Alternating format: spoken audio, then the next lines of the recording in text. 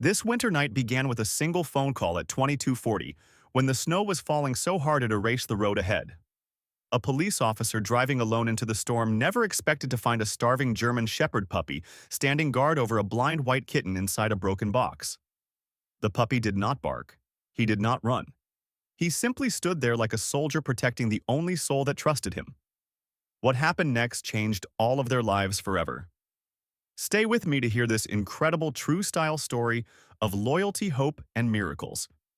And before we continue, tell me where you are watching from tonight and leave it in the comments below. If this story touches your heart, please take a moment to press subscribe and support our channel so more stories like this can be shared with you. The city of Ashford Ridge lay half buried beneath winter, a modest mountain town in northern Colorado, where pine forests rose like ancient guardians and the wind carried stories no one could quite remember telling. On this night, the storm was thick and relentless, the temperature falling hard toward -10 degrees Celsius, the snow turning every street into a pale ribbon of silence. It was 22:40 when the radio crackled inside Patrol Car 17. Officer Daniel Brooks, 37 years old, sat alone in the glow of his dashboard. He was tall, just over 6 feet, broad-shouldered from years of service, with hair the color of wet ash and a face permanently marked by lines that came not from age but from weather and responsibility. People in town described him as calm, dependable, quiet in the way mountains were quiet. He rarely smiled, not because he lacked kindness, but because life had taught him to ration his expressions. 5 years earlier, the death of his partner during a winter rescue had carved something permanent into him. Since then, he treated every cold night like a debt the world still owed. The dispatcher's voice cut through the static. Possible stray animal. Abandoned property near the eastern pine line. Caller reports a dog sheltering beneath the porch. Temperature dropping fast. Daniel acknowledged, pulled his coat tighter, and guided the cruiser toward the forest road. The snow thickened, the headlights slicing through the storm as if tunneling through clouded glass. The road narrowed, hemmed by tall pines heavy with ice. Ashford Ridge faded behind him, the last streetlight shrinking into the storm. When he reached the abandoned cabin, the building looked like something the forest had almost swallowed. Rotting wood, collapsed gutter, porch roof sagging beneath the snow. The engine idled as Daniel stepped out. The cold struck instantly, sharp and deliberate. Wind clawed at his coat. Then he saw movement. Under the porch, barely sheltered from the storm, stood a German shepherd puppy, approximately 8 months old. He was underweight, ribs faintly visible beneath thick, dark fur dusted white by snow. His ears, too large for his head, stood upright in stubborn defiance. One eye was ringed with frost where the wind had frozen his lashes. His paws trembled, but he did not retreat. The puppy was standing in front of a cardboard box. Daniel approached slowly, crouching. The puppy did not growl, did not bark, did not flee. His body was positioned sideways, protective, deliberate, as if he had practiced this stance for a long time. His eyes followed Daniel carefully, amber and steady, filled not with fear, but with calculation. Inside the box lay a small white kitten, perhaps 6 weeks old, wrapped in a fraying towel that still held faint warmth. The kitten's eyes were clouded, sealed in permanent milk-white blindness. Her fur was clean despite the storm, her body thin, her breath shallow and uneven. When the wind shifted, she cried, a soft, uncertain sound, as if calling into darkness she had never seen. The puppy lowered his head slightly but did not move. Daniel understood then. This was not a stray. This was a sentinel. He removed his gloves and extended one hand. "Easy, boy," he murmured. His voice was deep, steady, the same voice he had used on victims and suspects and children in snowbanks. The puppy sniffed the air, took one cautious step forward, then returned immediately to his place in front of the box. A decision made. Daniel lifted the kitten first, tucking her into his jacket. The puppy watched closely but did not resist. When Daniel reached for him, the puppy hesitated, then allowed the leash over his head. His muscles shook, not from fear, but from exhaustion. The drive to the rescue center passed in near silence except for the steady breathing inside Daniel's coat and the soft whine of the heater. The puppy lay curled on the floor behind the seats, eyes fixed on Daniel's chest, tracking the faint movement of the kitten. At the Ashford Animal Rescue Clinic, the night nurse, Martha Collins, a woman in her late 50s with silver hair and a voice like a warm fireplace, met him at the door. She had worked rescue for 30 years and rarely expressed surprise, but she paused when she saw the pair.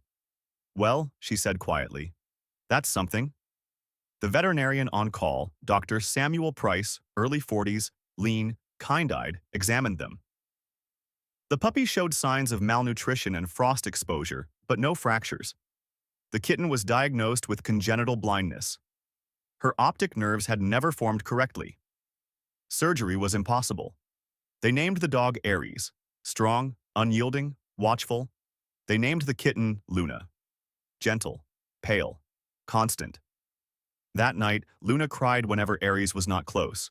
Her small body twisted toward sound. When Aries was placed in a kennel across the room, Luna's cries sharpened into panic. Aries strained against his enclosure until his chain rattled. Finally, staff allowed him to lie against the bars near her crate. He pressed his nose into the gap and began to breathe slowly, deliberately, deep, rhythmic breaths. Luna's cries softened. Daniel stood in the hallway, coat unbuttoned, snow melting into dark patches on the floor. He watched as the puppy's breath became a compass for the blind kitten. He understood something then that the years had not taught him. Some creatures are not waiting to be saved. They are waiting for someone else to need them. He left the clinic at dawn. Snow still fell. The forest remained silent. Behind him, in a warm room of glass and light, Aries lay guard over Luna. The war between winter and life would continue. But for this night, life had won. The rescue clinic woke slowly that morning, as if even the building itself needed time to believe it had survived the night. Outside, Ashford Ridge lay wrapped in pale blue light, the snow glowing like frostbitten silk.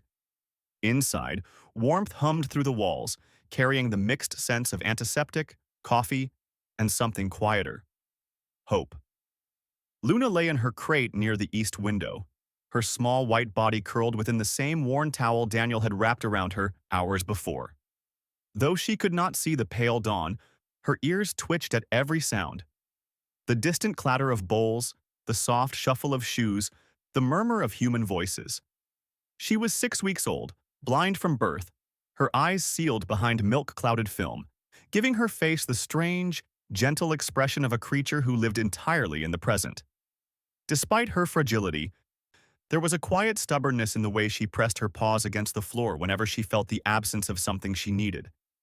That something, of course, was Aries. Aries lay just outside her crate, his long body stretched along the metal bars, his dark coat now cleaned of ice and snow.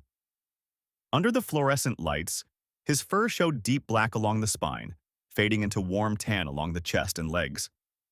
He was young, no more than 8 months, but his eyes carried an old, serious steadiness, the kind that comes from too much responsibility taken too early. The veterinary team had measured his weight that morning, under by nearly 10 pounds. Yet his posture remained deliberate, his head always angled toward Luna, his ears constantly tracking her smallest movement. Whenever Luna whimpered, Aries responded. Not with noise, with breath. He leaned forward, pressed his nose between the bars, and released slow, deep exhalations, rhythmic and intentional, as if he were counting her heartbeats back into place. The effect was immediate. Luna's trembling eased. Her cries softened. Her small body inched toward the sound until she lay facing him, her blind gaze resting exactly where his breath met the air. It was Daniel Brooks who first noticed the pattern. He had returned after a short rest at home, unable to shake the image of the pair beneath the abandoned porch. His uniform was freshly pressed, his hair still damp from the shower, his face carrying the faint weariness of a man who did not sleep as much as he pretended to. When he entered the care room, he paused. They were already together. Daniel crossed his arms slowly, resting against the wall, watching.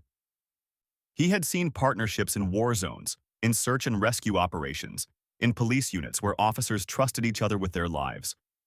What he saw now was quieter, but no less absolute. Dr. Samuel Price stood beside him.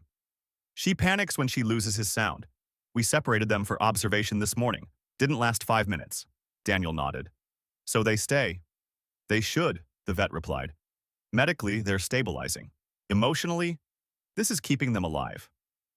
Later that afternoon, paperwork began. Temporary intake reports, medical evaluations, behavioral notes. Aries was labeled exceptionally protective, non-aggressive, high emotional intelligence. Luna's file carried the word blind in bold, followed by non-correctable. As evening fell, the clinic quieted. Snow pressed against the windows again, and the wind resumed its long conversation with the pine trees. The lights dimmed. Staff prepared to leave. Martha Collins brought Daniel a cup of coffee. They've been through enough for one lifetime, she said softly. Daniel watched Aries shift closer to Luna's crate, curling his body to shield her from drafts that didn't exist. Some lifetimes are shorter, he replied. That night, Luna cried again when the lights went out. Darkness for her was not the absence of sight. It was the absence of sound. Her tiny chest rose and fell too quickly. Her paws scraped the floor. Aries lifted his head instantly. He pushed his nose through the bars and breathed. Slow, steady, certain. And Luna calmed. Daniel stood in the hallway, the same place he had stood the night before. He did not move for a long time. Somewhere deep inside, something he had buried with his former partner's badge shifted. He understood then that this bond had already formed long before the storm, long before the porch, long before him. He was only a witness. When the clock struck midnight, the snow outside thickened again. Inside, Aries kept breathing. Luna kept listening. And winter, for once, waited. Snow fell in Ashford Ridge as if the sky had finally decided to rest. The storm no longer roared. It whispered. The world outside the rescue clinic seemed carved from pearl and silence. Inside, however, something rare and fragile was unfolding, something that could not be recorded on any intake form. 2 weeks had passed since the night of the porch. In those 14 days, Aries had gained weight, his coat darkening into a healthy shine, his ribs no longer pressing against the skin. The scar along his left shoulder, likely from barbed wire or broken wood, had healed into a thin silver line, the only visible mark of the life he had lived before the storm.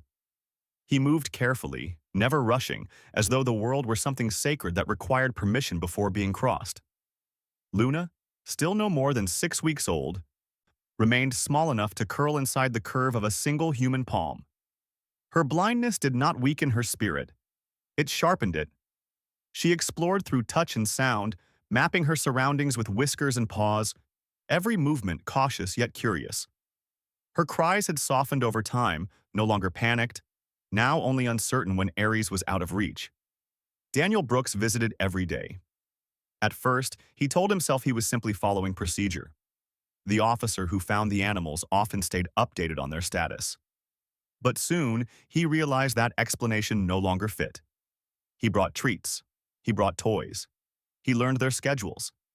He adjusted his patrol route so that the clinic was always his final stop.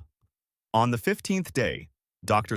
Samuel Price handed Daniel a clipboard and spoke the words that would alter the shape of all 3 of their lives. They're medically cleared, behaviorally bonded. If you're willing, you can apply for temporary foster placement for both. Daniel did not answer immediately.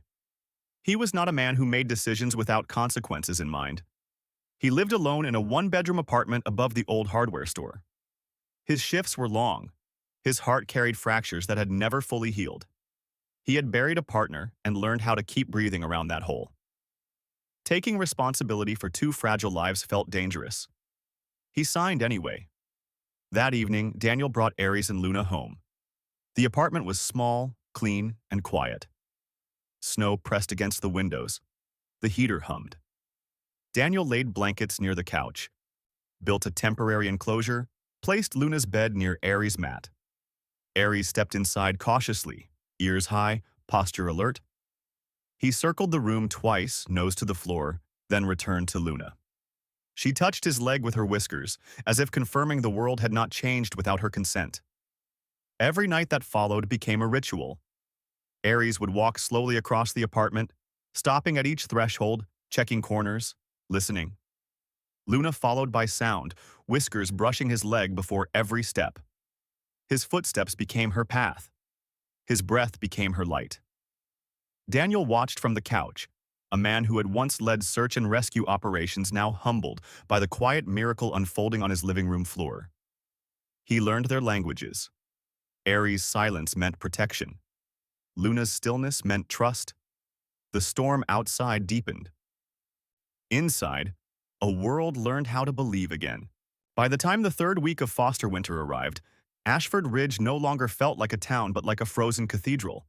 Streets hollowed by snow, rooftops bowed under white, the wind moving through pine branches with the sound of old prayers. Inside Daniel Brooks' apartment, however, warmth had learned how to breathe. Aries had claimed the space as if he were born to guard it. His body had filled out, muscles shaping beneath his thick black and tan coat, the silver scar on his shoulder now a quiet emblem of survival. His movements were deliberate, each step measured. He slept lightly, always aware of where Luna lay. Luna had grown stronger, too. Her legs steadied. Her steps became braver. But every motion still depended on Aries. When he rose, she followed. When he stopped, she paused. His breathing remained her compass. His presence, her map. Daniel observed this bond with the cautious awe of a man who had seen too many promises fail. Then the call came. The rescue center contacted him late Tuesday afternoon. "There's an adoption inquiry," Martha said carefully. "They're interested in Aries." Daniel's stomach tightened. "Just Aries?" "Yes." The meeting was scheduled for Friday. The family arrived precisely on time. Richard and Evelyn Hart, mid-50s, well-dressed, kind in the practiced way of people accustomed to comfort. They admired Aries immediately, his size, his composure, the intelligence in his eyes. They asked about training, about obedience, about compatibility with grandchildren. Luna's crate sat beside him. When the volunteer gently guided Aries away for the demonstration walk, Luna froze. Her small body stiffened. Her paws scraped the plastic. Her cries tore through the room, raw, panicked, searching. Aries halted. He turned. And then he pulled. The leash slipped. The volunteer gasped. Aries broke free, sprinting across the room, skidding on the tile, pressing his entire body against Luna's crate. He trembled violently, not from cold, from terror. His breath came in sharp bursts. Luna's cries softened when she felt him beside her. The room went silent. The decision came hours later. If no one adopted both together, they would be separated. That night, Daniel sat in the dark hallway of the clinic. Luna explored slowly, guided by Aries' breath. Aries lay at the far end, breathing softly, a living beacon. Daniel knew the longest night had begun. Night descended upon Ashford Ridge like a final verdict. Snow had stopped falling, but the cold deepened, pressing against the town with the weight of something ancient and unyielding. The rescue clinic glowed alone at the edge of the sleeping streets, its windows the only proof that life still resisted the winter. Inside, the hallway remained dim, lit by a single row of amber lights. Officer Daniel Brooks sat on the bench near the far wall, his hands clasped, his coat draped across his knees. The clock above the reception desk ticked forward with slow, deliberate cruelty. This was the last night before the shelter's decision. Luna moved first. Her small body emerged from her crate as the volunteer unlocked the door for supervised exercise. She did not run. She never ran. She paused, whiskers twitching, nose lifting, listening for the only sound that mattered. At the end of the hall lay Aries. He had chosen that place deliberately, far enough to let Luna find him, close enough that his breath would reach her if she faltered. He lay with his head on his paws, eyes open, chest rising in deep, steady rhythm. Luna began her journey. Each step was careful, each pause measured. Her paws slid softly across the tile. When she hesitated, Aries exhaled more deeply, sending the sound toward her like a beacon across water. She adjusted her direction. She advanced. Daniel's throat tightened. He had once led a team through a whiteout storm searching for two missing hikers. He had guided men through darkness with only voice and instinct. What he witnessed now surpassed all of that. This was navigation of the soul. Luna reached him at last. She pressed her face against his chest. Aries did not move. He did not lick her. He simply remained, solid as stone. Time slowed. Hours passed in near silence. Somewhere after midnight, Daniel made his choice. He pulled out his phone. He recorded the scene. Aries breathing. Luna listening. Two fragile lives refusing separation. His caption was simple. A dog refuses a perfect home to remain with the only soul that trusts him. He pressed post. The response was immediate. Messages flooded in. Shares multiplied. People wept across cities Daniel would never see. Morning approached. Snow began again. Hope followed. Morning arrived gently, as if even the sun feared waking the town too abruptly after the storm of the night before. Ashford Ridge lay under a thin veil of fresh snow, every rooftop brushed with pale gold as light crept across the horizon. The rescue clinic stirred with unusual energy. Phones rang, footsteps hurried, voices whispered with cautious excitement. Officer Daniel Brooks had not slept. He stood by the front desk when the call came through. A woman's voice, steady, warm, unmistakably hopeful. "My name is Margaret Collins. My husband and I live in Montana. We saw the video." An hour later, Margaret and Thomas Hale arrived. They were in their early 60s. Margaret was tall and slender, her silver hair pulled into a loose braid that rested over one shoulder. Her eyes carried the calm of a woman who had learned patience through long winters and longer losses. Thomas was broader, his hands thick and calloused from years of ranch work, his face marked by kindness rather than age. They moved with quiet confidence, the kind that came from having already survived life's hardest chapters. They had raised 3 dogs with disabilities, one deaf, one missing a leg, one blind. They knelt together before Aries and Luna. Aries stepped forward, cautious but curious. Luna tilted her head at the sound of new voices. Margaret extended her hand. "We won't take one without the other." The paperwork took hours. The decision took seconds. A small brass bell was produced from Margaret's coat pocket. "For her," she said, nodding at Luna. "So she'll always know where he is." The bell was fastened to Aries' collar. Aries did not flinch. Luna purred. Outside, the snow stopped falling. Weeks later, Daniel received a video. A wide yard in Montana. Fresh snow. Aries walking slowly. A bell ringing softly. Luna following, whiskers brushing his leg. 2 souls. 1 path. Daniel whispered, "Finally, they are home." Sometimes the greatest miracles God sends into this world do not arrive with thunder or light. They arrive quietly in the form of loyalty, compassion, and a heart that refuses to abandon another soul. This story reminds us that love is not about strength or perfection, but about staying when it is hardest and choosing someone else, even when the world offers you something easier. In our everyday lives, we may not face snowstorms or rescue missions, but we all face moments when someone needs our patience, our kindness, or our courage. And in those moments, we are given the same choice Aries made: to walk away or to stay and protect what matters. May God bless every person watching this today with peace in their heart and hope for tomorrow. If this story touched you, please share it with someone who needs encouragement and leave a comment below. If you believe in the power of faith, love, and second chances, type Amen in the comments. And do not forget to subscribe and support our channel so we can continue bringing you stories that heal, inspire, and remind us of the miracles God still performs every day.